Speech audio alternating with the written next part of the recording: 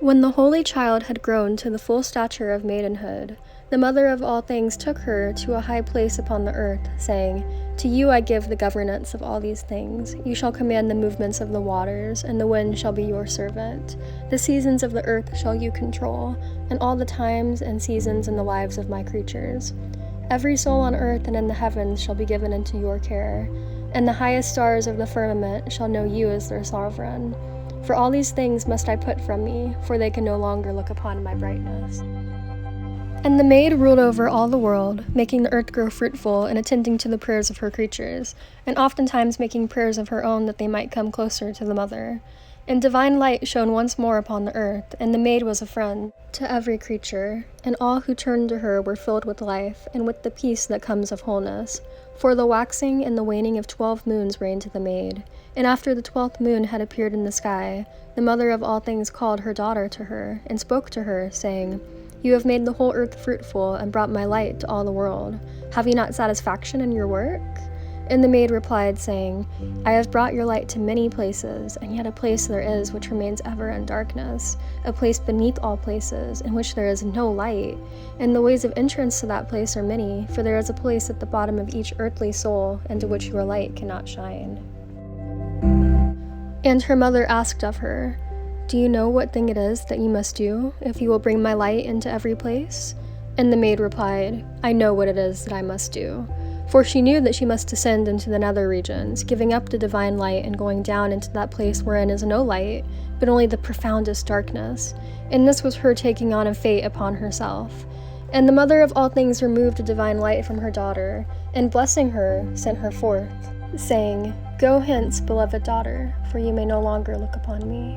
And the children of heaven led her forth, and praised her in strange and gentle songs. And the maid set herself apart to pray, and she prayed alone by the running streams and beneath the full moon, until a new light was kindled within her, which was the pure light of her own divinity. Yet while the divine light of her mother was undying, the light of the maid trembled before the winds of death.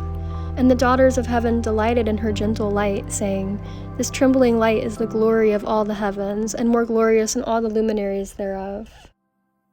And the maid answered them, saying, "I shall carry this light into every place that is, even into the nethermost regions and the regions of death."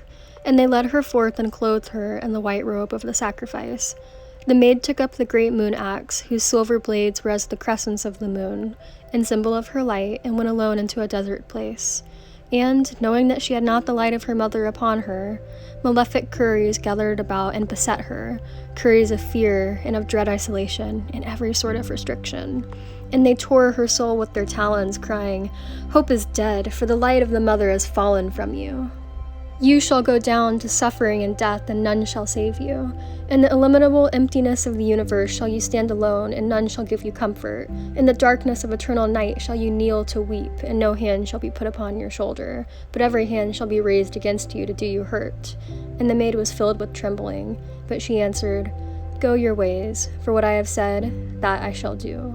And the Curies spoke, saying, "Be you led by us, and you shall have protection in all good things. The whole of the world shall be your fortress, and you shall have wealth and magnificence that all the children of the earth shall love you." The maid answered, "How shall you give to me that which is mine? For I am the princess of the world, and all the children of the earth had been given into my care by the hand of the Eternal."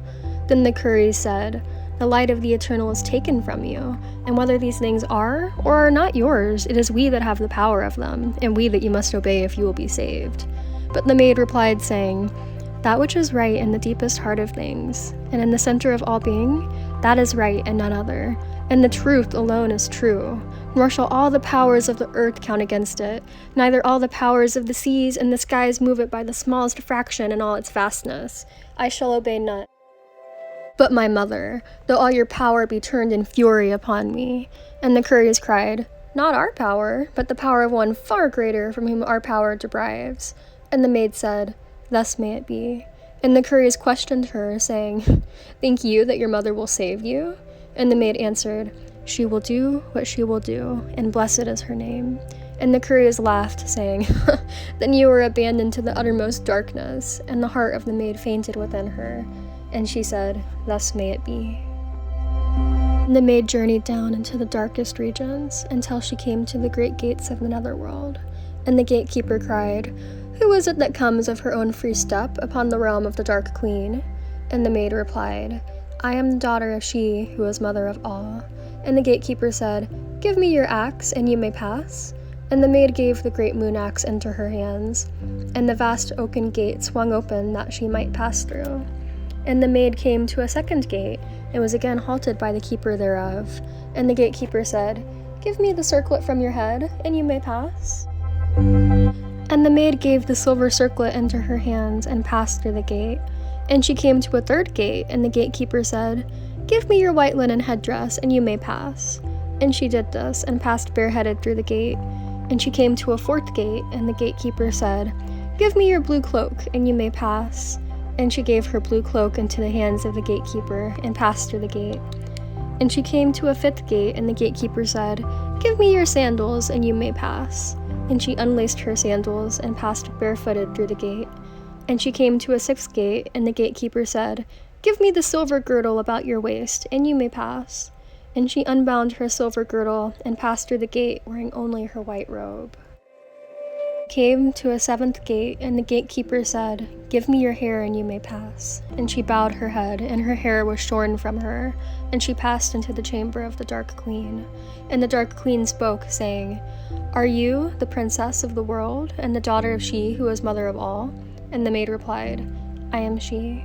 And her hands were bound, and the daughters of the Dark Queen taunted her and beat her, and pulled her short hair, and she was dragged to her knees before the Dark Queen. And the Dark Queen rose to her feet, and so terrible was her aspect that her daughters fled to the furthest part of the chamber. And she turned her eyes upon the maid, that have been beheld by no creature of the upper world, for her eyes are the eyes of death. And the maid, looking upon her eyes, became a lifeless corpse and a dead thing upon the ground. And at the center of the netherworld there stood a great pillar, reaching to the roof of that world. And the daughters of the Dark Queen took the corpse of the maid, and hung it high upon that pillar, and above her head they hung the great moon axe, in symbol of the greatness of the deed.